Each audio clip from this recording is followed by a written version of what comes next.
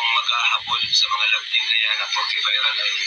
So, ayun nga po, no. Ika nga ni Kalingap Rab, hindi daw nga po siya maghahabol porket viral. Hindi po siya gumagawa ng mga special na ganito. So, nakakapagtataka naman po, kasi alam naman po natin kapag viral, mas lalo po silang minamahal. Example, EDC, viral po yan. At saka, Jomcar, viral po yan. So, ano nga ba yung ibig sabihin ni Kalingap Rab dito? So, parang natugma-tugma, no, yung sinabi ni Kalingap Edo, no, kung paano na kapag na-stop yung love team, it means wala na kayo sa aking channel. So, sinusubok ba tayo nila Kalingap Rab kung solid ba talaga yung pagsuporta natin sa kanila?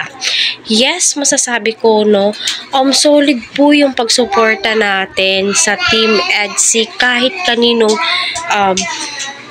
Kalingap serye love team. Kasi, unang-una no, naiisip ko, yan pong love team na yan ay pang-good vibes po yan nakakatanggal ng stress sa totoo lang, lalong-lalo na po ang EDC. Mahal na mahal ko po tong dalawang to.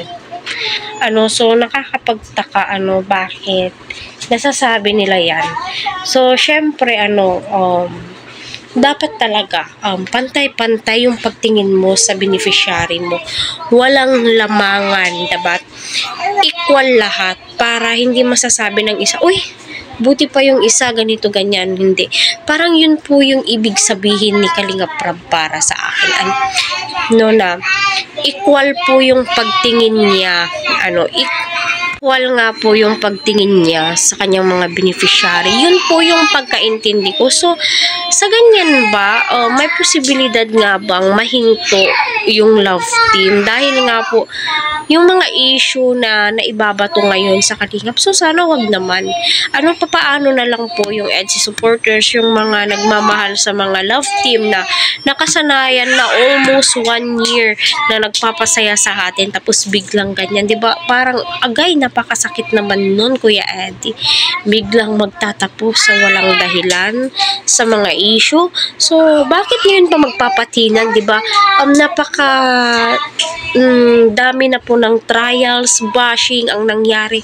Bakit ngayon pa naisipan na ma-stop? Diba?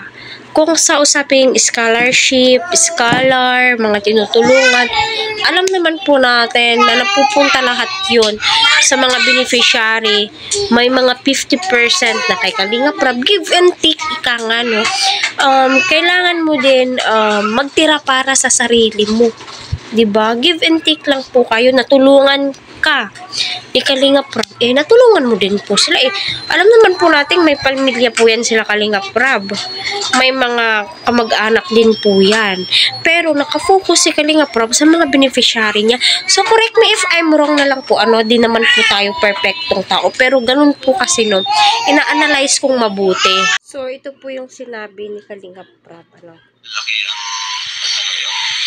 sabi natin love team na sinusuportahan natin. Kasi ako po, di po ako dyan. Di ako yung maghahabol sa mga love team na yan na viral ay anin ko na parang may special treatment.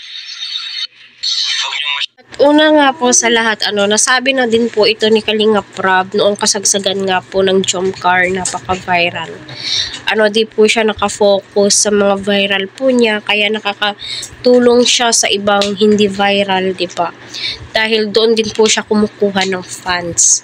Para sa akin, wag po natin masamain, wag po natin bigyang kahulugan, bagkus magtulungan po tayo dahil meron din pong umaasa kay Kalingap Rab. Aside sa mga scholar po niya, yung mga tinutulungan po niyang hindi viral, di po ba?